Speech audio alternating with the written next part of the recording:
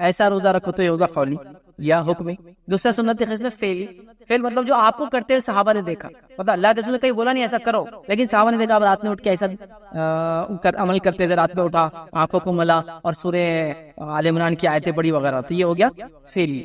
تیسرا ہوتا ہے تقریری سنت. تقریری مطلب آپ صلی اللہ علیہ وسلم کے سامنے کچھ لوگوں نے عمل کیا، آپ خاموش رہے یا آپ مسکرا دیے، مسکرائے نہ بھی اور خاموش رہے تو وہ ہو گیا تقریری سنت. تو بلی پالنا تقریری سنت ہے. آپ صلی اللہ علیہ وسلم نے خود بھی نہیں کیا اور نہ ہی حکم دیا، لیکن تقریری مطلب یہ کہ آپ نے کسی کو بلی پالتے ہوئے دیکھا اور کچھ نہیں کہا، خاموشی اختیار کی. اور وہ کیا کون تھے جن کو آپ نے دیکھا بلی پالتے ہوئے؟ ایک صحابی بڑے مشہور ہے ابو ہریرہ رضی اللہ عنہ، ان کو اللہ کے رسول نے بلی پالتے ہوئے دیکھا. بلکہ روایت میں آتا ہے بلیوں کے اتنے شوقین تھے. ہریرہ کہتے ہیں بلی کو، بلی کے بچے کو خاص طور سے کہتے ہیں ہریرہ عربی زبان کے اندر. ہریرہ ابو ہریرہ ان کا نام نہیں تھا، ان کا اصل نام عبد الشمس تھا، بعد میں آپ نے بدل کے سامنے عبد الرحمن رکھا. لیکن بلیوں سے ان کی محبت دیکھی، اور کتنی محبت کرتے تھے. روایت میں آتا ہے کہ اللہ کے رسول کی مجلس میں آپ آتے تو بغل کے آستین میں بلی رکھ کے لاتے، چھوٹا بچہ رکھ کے لاتے تاکہ وہ سوتے رہے اندر، اس تو آستین کے اندر بلی کا بچہ لے کر آپ مجلس میں آتے تھے. تو اللہ کے رسول نے جب ان کا یہ عمل دیکھا بلیوں کے ساتھ تو کہا ابو ہریرہ، مطلب بلی کے باپ. مطلب ابو ہوتے بچے کے نام سے بولتے، ایسا کوئی انسان ہے اس کا بچہ رحمان ہے، معاف کر عبد الرحمان ہے تو بچے کا باپ کو بولتے ابو عبد الرحمان، عبداللہ ہے تو ابو عبداللہ ہے نا، یہ ایسا ہوتا ہے. تو ابو ہریرہ ان کا نام نہیں تھا، عبد الرحمان ان کا نام تھا، اور ان کا اصل نام دور جاوید میں عبد الشمس تھا.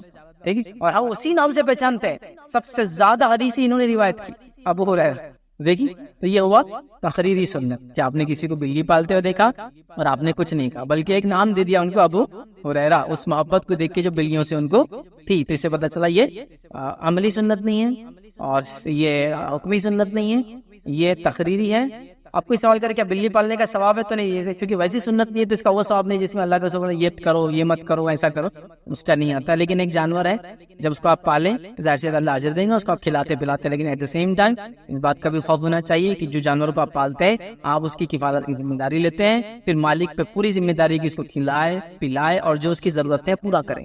اب عورت بلی تو پال لیتے ہیں، اس کو بچے ہوتے شوق پہ پھینک دیتے ہیں، اس کے بچوں کو پالنا بھی آپ کی ذمہ داری. بلی تو پال لیتے شوق سے، بلی کو چوہے کو ختم کریں گی، بلی کی وجہ سے روڈنٹ گھر کے اندر سانپ بچھو گھوس نہیں آئیں گے، فائدے تو پورے لیتے ہیں اس کے.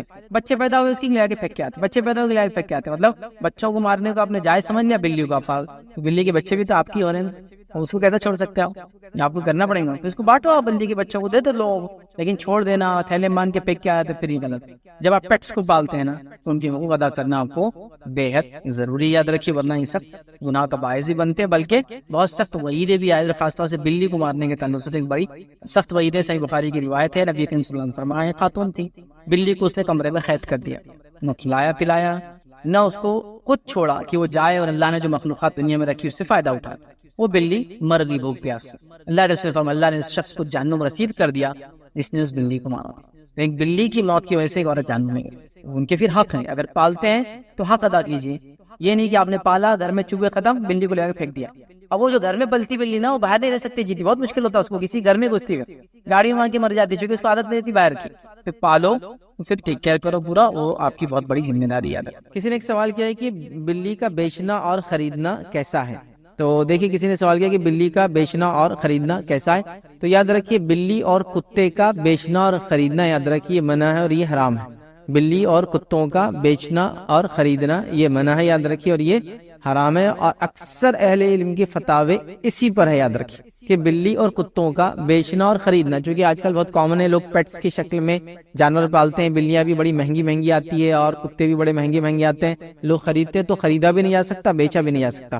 کچھ لوگ یہ سوال کرتے ہیں کہ ٹھیک ہے ہم بیچ رہے نہیں نا، مطلب ہم اس کی انکم نہیں کھا رہے لیکن ہم خرید رہے ہیں، مطلب خالی پرچیز کر رہے ہیں. تو یاد رکھیے یہ درست نہیں. جیسا سود کا لینا اور دینا دونوں حرام ہے. تو کوئی کہے میں لے تو نہیں رہا ہوں سود، مطلب دے رہا ہوں صرف، جیسا کہ میں مجبور ہوں تو میں دے رہا ہوں، تو میرا ایک الگ چیز ہے. لیکن لینا اور دینا حدیث کے اندر واضح ہے کہ 4 لوگ سود کے گناہ میں برابر ہیں، جو لے اور جو دے، جو گواہ بنے اور سود کا دینے والا، سود کا لینے والا، سود پہ گواہ بننے والا اور سود کا لکھنے والا. آپ نے کہا چاروں گناہ میں برابر، تو لینا اور دینے کو برابر قرار دیا. تو کتے اور بلیوں کا خریدنا اور بیچنا جائز نہیں یاد رکھیں. نبی اکرم صلی اللہ علیہ وسلم نے 2 سے 3 روایتیں اس قسم کی حدیث ہے. ایک روایت میں نبی اکرم صلی اللہ علیہ وسلم کتے اور بلیوں کے فروخت کے بارے میں جب سوال ہوا تو آپ نے اس سے منع فرمایا.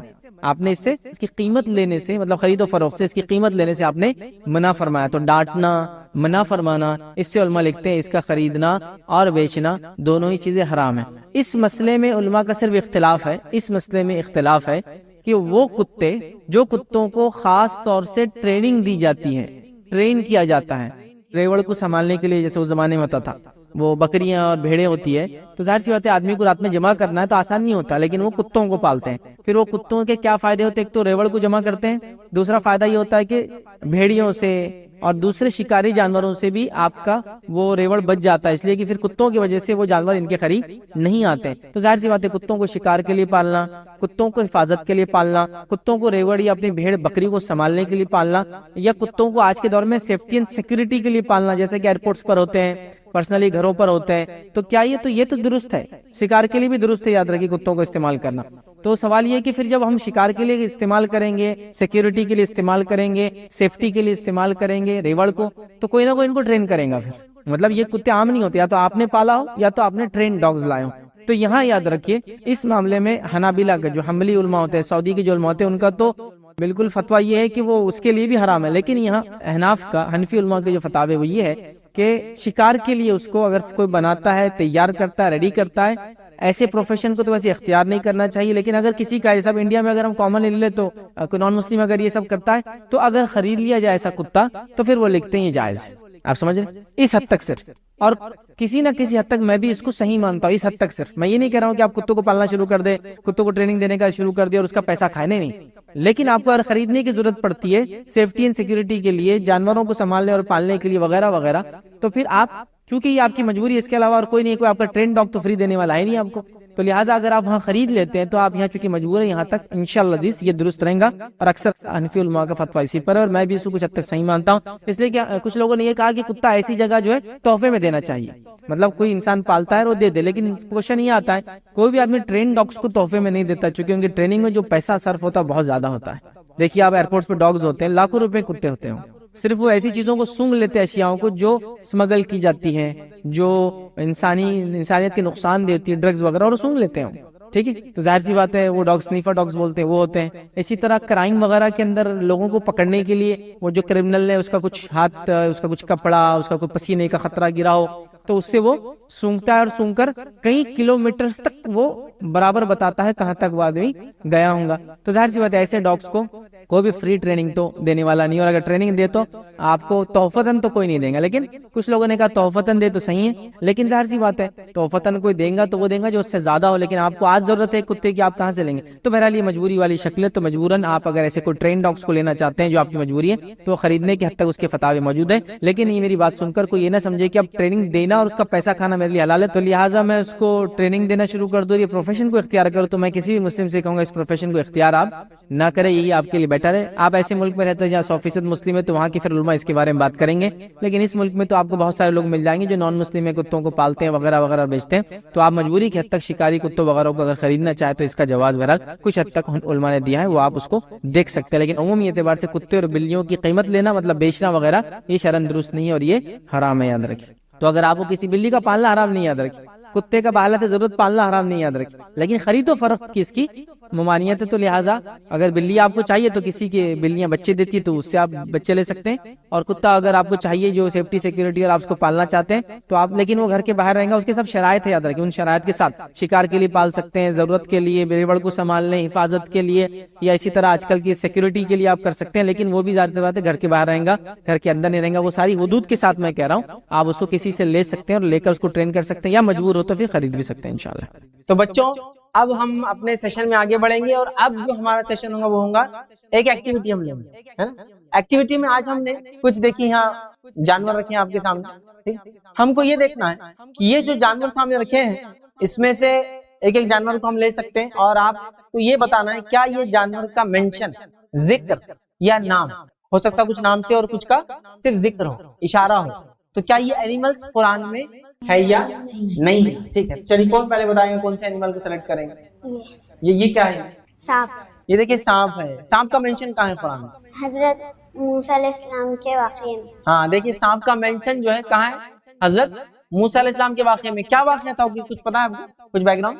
فرعون نے 3-4 سانپ کو موسیٰ علیہ السلام کو گفتگو کرنے کے واسطے بھیجا تھا، تب موسیٰ علیہ السلام کے پاس ایک لکڑی تھی، تو اللہ تعالیٰ کے پاس سے حکم ہوا تھا کہ ان कि ये लकड़ी को नीचे फेंको, ये सांप बन जाएंगे, और एक वो सांप ये सब सांप को खा लिया। हाँ, बहरहाल देखिए भाई कुरान में एक वाक़या है कि मूसा अलैहिस्सलाम एक अल्लाह के नबी थे और उस जमाने में एक बादशाह था जो जालिम था, और हुआ ये कि मूसा अलैहिस्सलाम ने उसको हक की बात बताई, दावत दी, वो नहीं माना, तो अल्लाह ताला ने उनको एक मौजज़ा दिया था। मौजज़ा क्या था कि उनकी लकड़ी सांप बन जाती थी।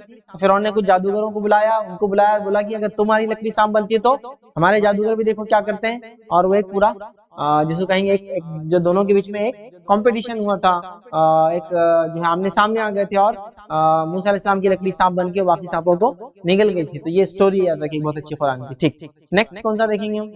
वेल मछली। तो देखिए वेल मछली, इसका कहाँ जिक्र है? हजरत यूनुस अलैहिस्सलाम को ये वेल मछली ने निगल ली थी। हाँ, हजरत यूनुस अलैहिस्सलाम के ताल्लुक से आता है कि उनको एक वेल मछली नहीं है, एक बड़ी मछली ने, बहरहाल वो जो भी रही होंगी, लेकिन एक मछली थी, उसने क्या की थी? निगल ली थी, और उसके पेट में वो थे। फिर उन्होंने अल्लाह ताला से क्या दुआ की थी? अल्लाह मुझे माफ कर। हाँ, उन्होंने दुआ मांगी, फिर अल्लाह ताला ने हुक्म दिया और मछली लाके उनको वापस साहिल पर छोड़ दिया। तो यूनुस अलैहिस्सलाम के वाक़ये में बच्चों मछली का जिक्र है। ठीक है, नेक्स्ट कौन सी चीज देखेंगे? कौन बताएंगे जी? ये क्या चीज है? मेंढक। हाँ, देखिए मेंढक है, मेंढक फ्रॉग। ठीक है, इसका कहाँ जिक्र है? मूसा अलैहिस्सलाम की। हाँ, मूसा अलैहिस्सलाम के वाक़ये में याद रखिए, जब उन्होंने फिरौन के लोगों को दावत दी और वो लोग नहीं माने, तो अल्लाह ने अजाब की शक्ल में क्या भेजा था उन पर? मेंढक जो है अजाब की शक्ल में बहरहाल भेज दिए थे। नेक्स्ट कौन सा देखेंगे हम? कौन बोलेंगे जी? ये क्या है? ये एलिफेंट है, जी हाथी। इसका जिक्र सूरह फील में हो। हाँ, देखिए इसका जिक्र क्या, पूरा सूरह ही इसी के नाम से, सूरह फील। फील मतलब हाथी, और इसका पूरा जिक्र है कुरान के अंदर। हाथी वाले लोग थे, उसके पीछे भी बच्चों की स्टोरी है। आप लोग जरूर कुरान में सूरह फील पढ़िए, बहुत इंटरेस्टिंग स्टोरी है। ये स्टोरी उस वक्त की है जब नबी अकरम सल्लल्लाहु अलैहि वसल्लम जिस साल पैदा हुए, याद रखिए उस साल की स्टोरी है। ठीक, नेक्स्ट और कौन सा जानना? ये हजरत इस्माइल अलैहिस्सलाम की जगह हजरत इब्राहिम अलैहिस्सलाम ने इसके गर्दन हाँ, पे छुरी चलाई। देखिए दुम्बे का भी जिक्र है कुरान में कि इस्माइल अलैहिस्सलाम को जब जुबा करने इब्राहिम अलैहिस्सलाम ले गए, तो अल्लाह ताला ने उसको जिक्र किया कि हमने उसको बदल दिया, ठीक है, एक ज़बीहे के साथ। और उलमा लिखते हैं कि वो एक दुम्बा था। ठीक, उसका जिक्र होता है। और कौन सा जानवर? कौन बताएंगे कौन सा जानवर? देखिए कौन से बाकी जानवर? हाँ, देखिए घोड़ा। ये घोड़ा है जी, इसका जिक्र सूरह आदियात में। हाँ, देखिए सूरह आदियात क्या पढ़ेंगे तो उसमें घोड़े जो चार्ज करते हैं, जो है मैदान के अंदर भागते हैं, उसका बहरहाल तस्किरा है इसके अंदर। ठीक, नेक्स्ट और क्या चीज देखेंगे? देखिए इसमें एक ऐसा एनिमल है जिसके नाम से पूरा सूरा ही है। कौन सा एनिमल है? देखिए सूरा है, जिक्र नहीं बल्कि उसके नाम से सूरा है, मकड़ी। मकड़ी। ठीक है, तो मकड़ी के नाम से क्या मालूम है? पूरा स्पाइडर के नाम से कुरान में पूरा सूरा है। क्या नाम है सूरा? सूरे अनकबूत। याद रखिए वो मकड़ी पर है। ठीक है, अभी इसमें एक और जानवर है जिससे पूरा एक सूरे का नाम है। कौन सा? सूरे बकरा। हाँ, सूरे बकरा। ठीक, तो ये पूरा इसके ऊपर ही जो है सूर्य का जो है नाम है। देखिए और कौन सा है? और बाकी 2-3 जानवर किसका जिक्र है इसमें? कोई एक और ऐसे जानवर जिसमें बाकी अभी आपने जो नहीं उठाया, जिसके लिए पूरा वाकया है। वो पहले जानवर था एक नबी के साथ, फिर वो जानवर नबी के साथ अल्लाह ने जानवर को मौत दे दी, उसके बाद वो 100 साल सोते रहे, और उसके बाद फिर वो जिंदा हुआ। कौन सा जानवर था? गधा। हाँ, गधा। ठीक है, गधे के ताल्लुक से कुरान में किसके साथ था? वो किस नबी के साथ था गधा?